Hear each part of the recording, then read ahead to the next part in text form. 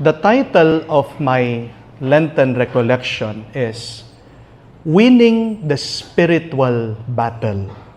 Sa Tagalog po, paano ba manalo sa masama? My dear friends, we have to remember this, that as persons, as human beings, we are both flesh and spirit. Ang tao, dalawa ang kanyang sangkap. Siya'y tao dahil meron siyang katawan, meron siyang espiritu. Hindi ka mabubuhay kung puro ka lang katawan o laman. Pag puro ka espiritu, hindi ka rin tao. Multo ka. Hindi po ba? Para masabi mo, iyan, tao, dapat yung dalawa nagkakaisa. Hindi po ba? Pero madalas, itong dalawa naglalaban. The question is, how can we win against the evil one, which is the bad spirit? We have to accept this reality, that as long as we are alive, the evil one will tempt us. Hindi tayo titigilan, hindi tayo tatantanan ng demonyo, ng masama. Meron pong isang kwento tungkol po sa isang ama, isang tatay, matanda, nakahimlay sa kama ng kanyang kamatayan, naghihingalo. Habang nandoon po yung kanyang mga anak, nakapaikot sa kanya, pinapalakas siya dahil itong ama, very uneasy. Talagang nagdurusa po siya. Sinasabi niya, ayaw ko na. Sabi po, ito po mga anak, hinahawakan yung kamay niya. Sabi, tay, huwag ka susuko, nandito kami. Ito pong tatay, sabi niya, ayaw ko na.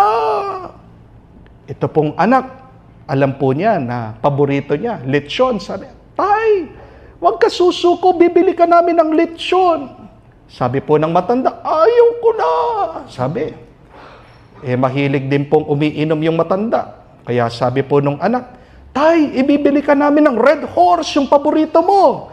Sabi po ng matanda, ayaw ko na. Sabi, alam po nila, pilyo yung matanda. Kaya sabi, tay, kukuha ka namin ng sexing babae. Sabi po ng matanda, susubukan ko. Sabi, mga kapatid, kahit na matanda ka na, may pakiramdam ka pa rin. Amen? Wala pong bata matanda sa tukso. Walang nag-aral o hindi nag-aral sa demonyo. Walang mayaman o mahirap sa masama. Lahat tayo tutuksuhin at tutuksuhin. At yan yung struggle, pakikipagbuno, pakikilaban natin habang tayo ay nabubuhay. As long as you have a body, as long as you have feelings, as long as you have a mind, the evil one will try to get you. Tutuksuhin at tutuksuhin ka ng demonyo. And where does this temptation happen? In the unseen realm. Remember that. Dun sa hindi natin nakikita. There is this beautiful story also about a dog, isa pong aso. Minsang gabi, napadpad po ang aso dito po sa perya. At nakakita po siya ng isang bahay, a fun house. Pinasukan niya. Hindi po ready yung aso na makita ang kanyang reflection sa salamin. Dahil ito pong bahay ay pinalibutan nila na maraming salamin. It was a mirror house. Unang beses po nakita ng asong kanyang sarili sa salamin. Pero dahil hindi po nauunawaan ng aso, ano ang nasa kanyang isip? Kaaway ko ito. Kaya tumindig ang kanyang balahibo. Tinetrete niya itong aso na lumayo ka sa akin. Pero ano po nakita ng aso doon sa salamin? Isang aso din na nakatindig ang balahibo. So nagpakita po ng pangil itong aso. Herr! Really, tinatakot, threatening itong aso sa kanyang harapan. At ano pong kanyang nakita? Isang aso din na nakalitaw ang pangil. So itong aso ay nag-uumpisa na lumusob, sinusunggapan niya yung aso at nakita din niya na yung aso ay lumalapit din sa kanya. So the dog back off. At buong gabi ito pong nangyayari. Lumulusob, umaatras, nakikipag-away, tumatahol ang aso. Kinaumagahan, pagkabukas po ng perya, pumasok ang gwardya. Ano po nakita niya? Isang aso, patay. It died of exhaustion. Namatay sa pagod. Bakit? Dahil buong gabi, nakikipag-away. The question is, sinong kaaway niya? Ang kanyang sarili. Amen? But the story did not stop there. Meron na naman pong isang asong napadaan at nakapasok din dun sa mirror house. And this dog also, first time saw its reflection on the mirror. Pero ano ang pumasok sa kanyang isip? Wow, kaibigan ko ito. So it started to wag its tail in enjoyment. At anong nakita niya sa salamin? Isang aso din, no? Na tuwang-tuwa. So, nginitian po ng aso yung kanyang sarili. And it saw that the dog in front of him was smiling. So he started to play. Naglaro po. Buong gabi itong ginagawa ng aso. Kinaumagahan, binuksan po ang mirror house, pumasok ang gwardya. Ano po ang nakita? Isang aso, mahimbing ang tulog. Very relaxed, very calm. Because it enjoyed itself playing all night long. Sinong kalaro niya? Yung kanyang sarili. Remember this, my dear friends. Your world is your mirror. Other people are your mirror. Your experiences, what is happening to you, is just your mirror. Pero saan nangyayari lahat ito? Hindi sa labas, kung hindi sa loob. Amen? Kaya nga sinasabi sa atin ng Panginoon palagi, suriin nyo ang inyong mga puso. Pag marumi ang iyong puso, kahit na maganda ang iyong karanasan, magiging masama yan. Amen? Nothing good will come out of you if in the beginning there is something bad within you. Amen? Kumuha po kayo ng orange. Hatiin niyo po. Pisilin niyo, crush that orange. Ano po ang lalabas doon sa orange? Ano po ang juice? Sigurado po kayo? Hindi po apple juice. Magtaka ka pag lumabas yan, apple juice. Amen? But you get an apple, you cut it and you crush it. Ano pong klaseng juice ang lalabas sa apple? Orange?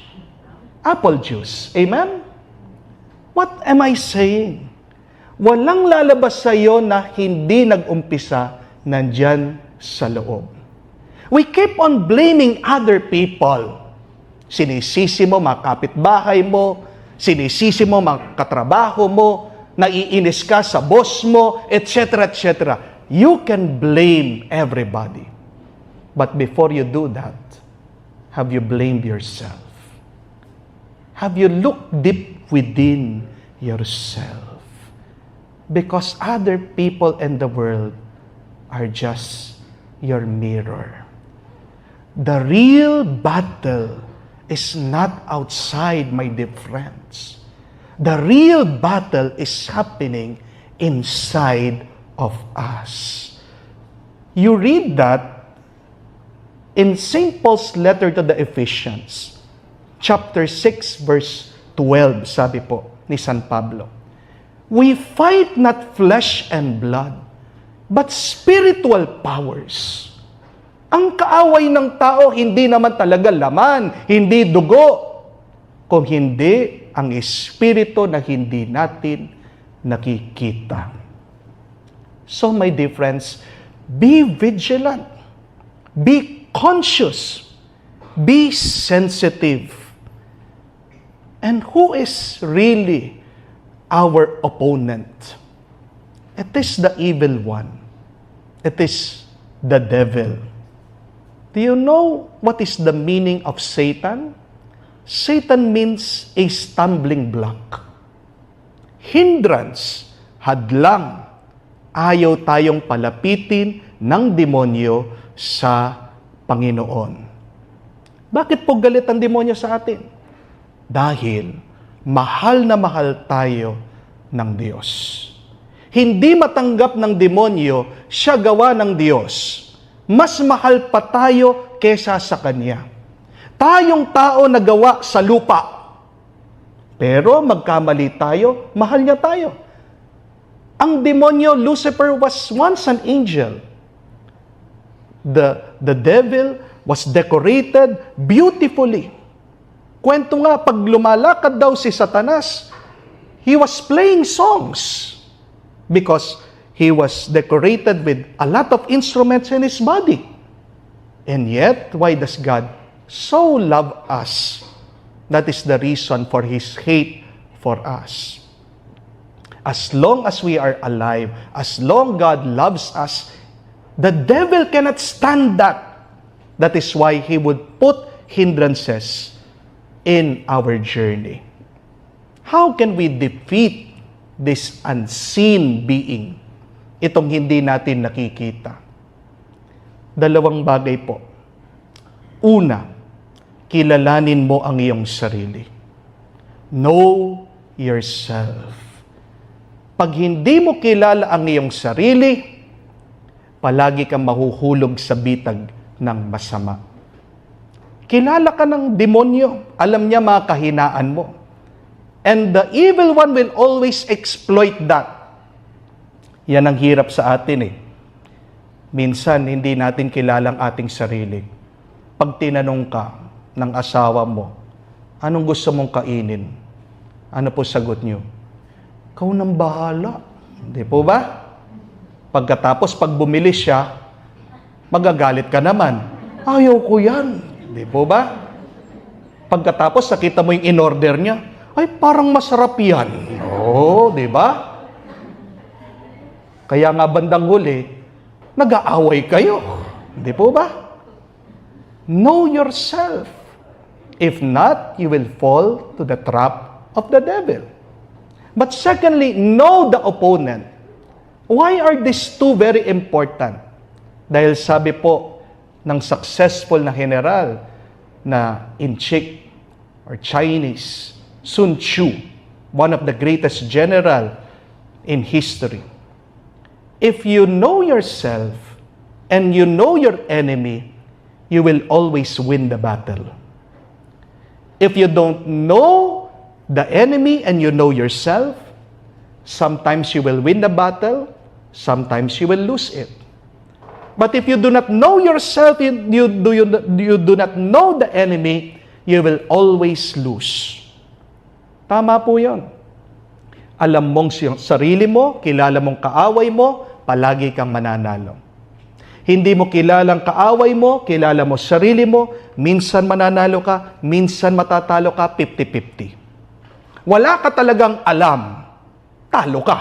Hindi po ba? Bago ka bago ang labanan, bago ang digmaan, kailangan handa po tayo. Wala pong pumapasa sa exam na hindi nag-review. Amen? Minsan napakarami pong nagpapabless sa akin. Father, bless niyo ako, bless niyo ako. Ang tanong ko, nag-review ka ba? Konti po, sabi. O konti lang ang pasado mo. Di po ba? You have to prepare. And this is our preparation para hindi tayo matisod, hindi tayo mahulog, hindi tayo matalo. Just some 5 tactics of the devil. Remember this. para prepared tayo, handa tayo, at hindi niya tayo maloloko. These are the characteristics of how the devil tempts us. Be aware of these things.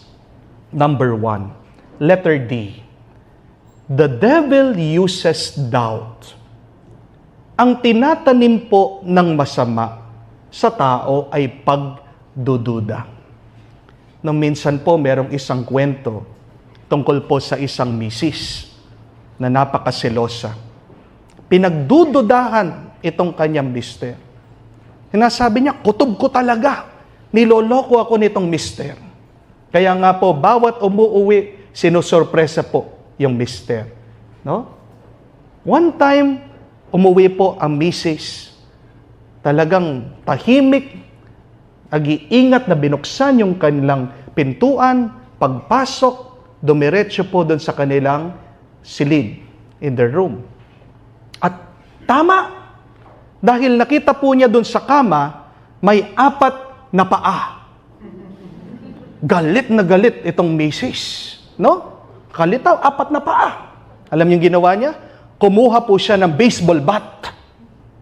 At bigla, pumasok siya.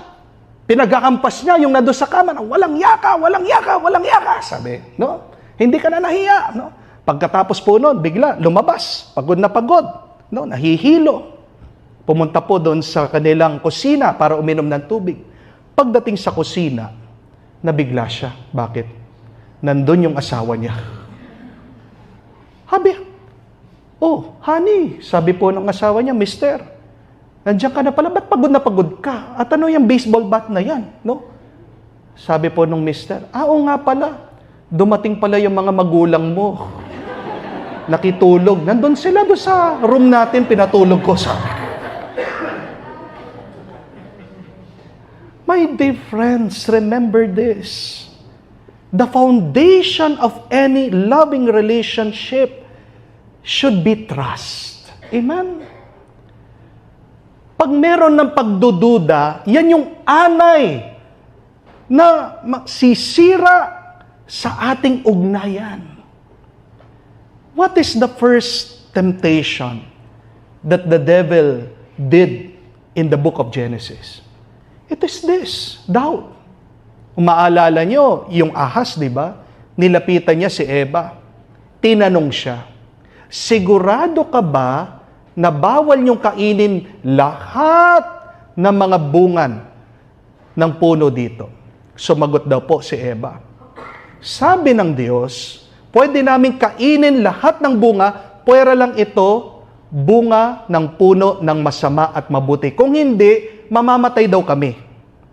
Ano ang sabi po ng demonyo? Hindi kayo mamamatay. See? Right at the beginning, the devil was sowing seeds of doubt. My dear friends, doubt everything, but do not doubt the love of God in your life. It is a great sin to doubt how God loves us. It is normal to doubt other people. Hindi mo alam kung mapagkakatiwalaan mo yan, kung lolokohin ka niya, kung tutulungan ka ba niya talaga. Pero malaki pong pagkakasala pag pinagdududahan natin ang Diyos. Amen? Do not say, please, do not say, tutulungan kaya ako ng Diyos makabayad ng mga utang. That is doubt. Do not say, tutulungan kaya ako ng Diyos na gumaling. Papagalingin kaya ng Diyos itong aking minamahal. That is doubt. Tutulungan kaya ako ng Diyos na magbago itong aking asawa, napakatigas ang ulo, itong aking mga anak, napakapasaway. That is doubt. Doubt everything, but do not doubt the love of God. Because God is true.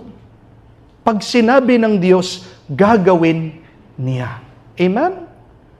How does Jesus create miracles? Remember, it is only through a simple belief. Pag merong mga lumalapit kay Jesus, Lord, pagalingin mo ko. Lord, I want to see. What is the question of Jesus? Do you believe? That belief is the start of a miracle. Bakit walang milagro sa iyong buhay? Examine your trust. How trusting are you to the Lord? Yes, we may waver with our trust with other people because other people sometimes have hurt us. Hindi po ba? Pag sinaktan ka, hindi ka nababalik doon. That is normal, that is understandable. Pero wag na sasabihin na ikaw ay sinasaktan ng Diyos on purpose. When you experience sufferings, pains, challenges in your life, and when you are really having a hard time, God is not enjoying seeing you having a hard time. Amen? There is a purpose for your hardship. Believe everything that happens for you is for your own good, for the best of your life. Amen? One time, inanyayahan po ako na mag-bless ng patay. So, ito pong patay, nagbigti, ama. Dahil napakarami daw niya mga problema, hiniwalayan siya ng kanyang asawa, wala siyang trabaho, 3 yung kanilang mga anak. Hirap na hirap po itong tatay. So, he saw the suicide as his way out. Nagbigti po. And after po ng blessing, sinabihan ako ng pamilya, Father, pwede niyo po bang bless yung lugar kung saan nagbigti itong tatay? Pumunta po kami doon sa kwarto. Doon po niya tinali yung lubid at nagbigti. But as I was praying and blessing that place where he hung himself, may napansin po ako. Doon po sa pader, sa dingding, meron pong drawing ng bata. Siguro nagpa-practice po yung kanyang anak na mag-drawing, sumulat. At alam niyo po kung ano yung din-drawing niya? It was a cross. And at the bottom of the cross, there were the words, God is love. Nung nagbigti siya, see how God was so good to him. God was still reminding him, right in front of his face, I love you. Kahit na hirap ka na, I love you. Nung nagbigti siya, those were the last images that he saw. God is love. Pero bakit tinuloy pa rin niya yung kanyang pagpapatiwakal? Dahil yung pagdududa, wala siyang paniniwala doon sa kanyang nababasa, doon sa kanyang nakikita. Amen? Doubt is so dangerous, my dear friends. But trust gives you new life and miracles in your life. Amen? Beware, letter D, of the seed of doubt that the devil plants in you. Number 2, letter E, entertainment. Entertainment. Remember this, my dear friends, that when the devil cannot tempt you, the devil will make you busy. Dahil pag marami kang ginagawa, ano pong unang-unang nakakalimutan yung gawin? Ang magdasal. Amen?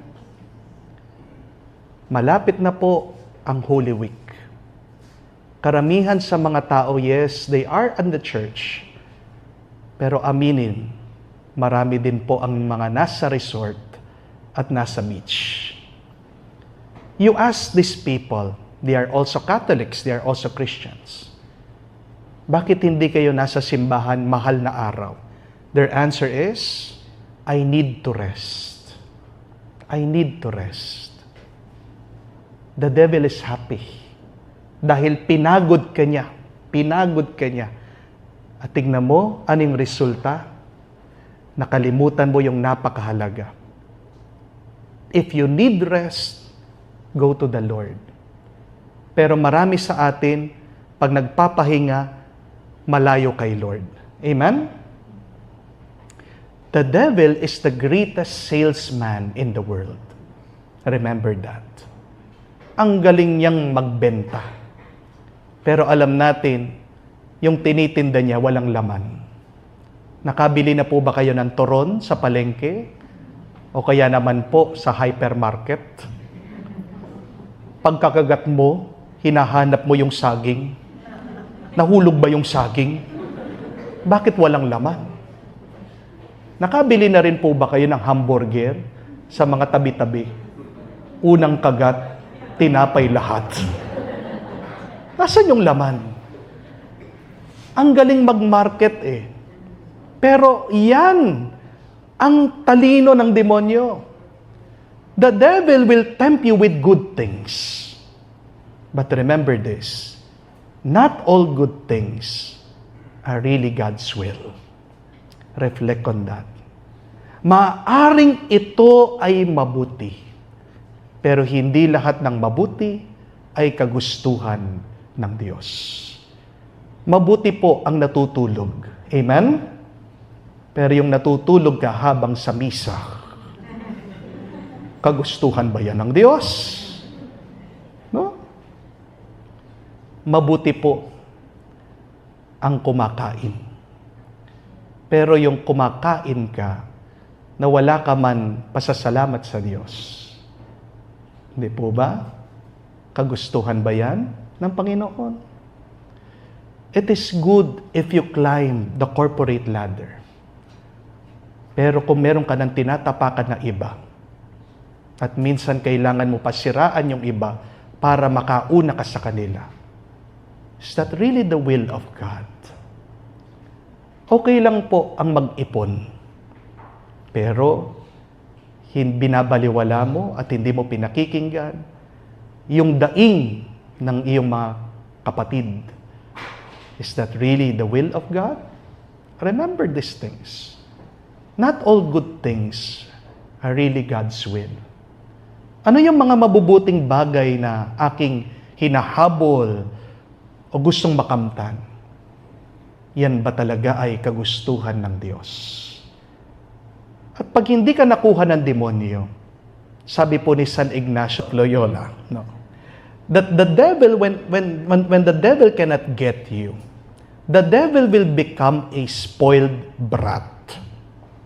At ano po ang spoiled brat? KSP.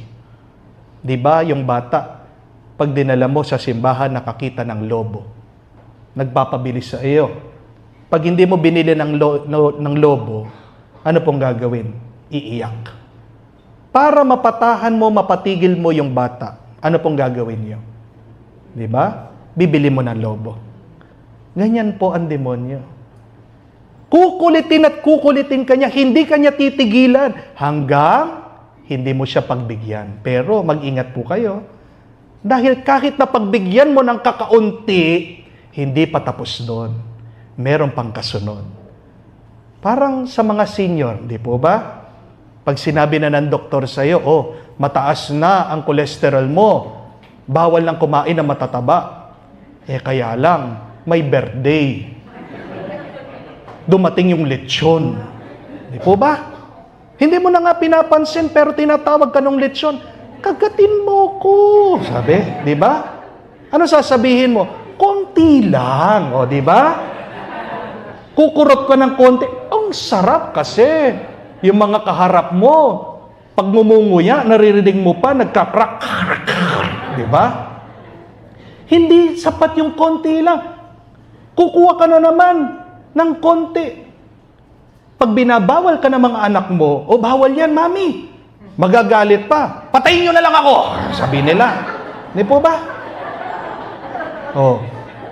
Pag naparami, meron pang excuse, meron pang dahilan. Ano sasabihin? May gamot naman.